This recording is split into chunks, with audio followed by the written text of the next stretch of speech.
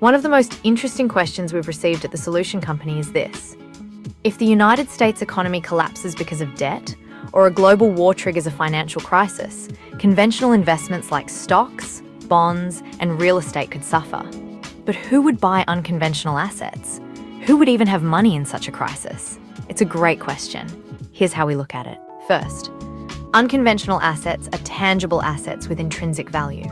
Their worth isn't directly tied to financial markets, banking systems, or stock exchanges.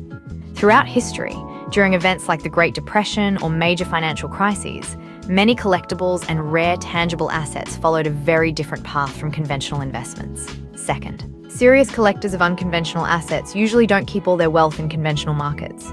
Their exposure to stocks and bonds is often limited, which means they aren't forced to liquidate everything when markets crash. Third, a stock can become worthless. A bond can default. Companies can disappear. But a genuinely rare collectible doesn't suddenly lose its rarity because the market crashes. Prices may slow down or stagnate, but rarity doesn't disappear overnight.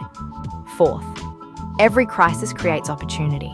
Investors with liquidity often use these periods to acquire rare assets from distressed sellers. That's why some of the biggest collections in history were built during uncertain times. Fifth, when economies recover, conventional investors often spend years rebuilding lost wealth. Rare, tangible assets, on the other hand, don't have to recover from zero. They continue from wherever the market paused, and interest often returns as confidence comes back. And finally, the biggest difference. Conventional assets can often be created in large quantities. Truly rare unconventional assets cannot. Take one example from our research. We estimate that only around 365 genuine Zanzibar banknotes of a particular type are available worldwide, for a global population of more than 8.3 billion people.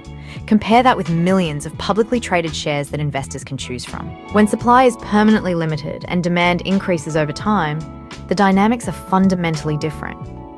That's why we believe the long-term performance of exceptional unconventional assets is driven by rarity, authenticity, and intrinsic value, not by algorithms, artificial intelligence, or market sentiment alone.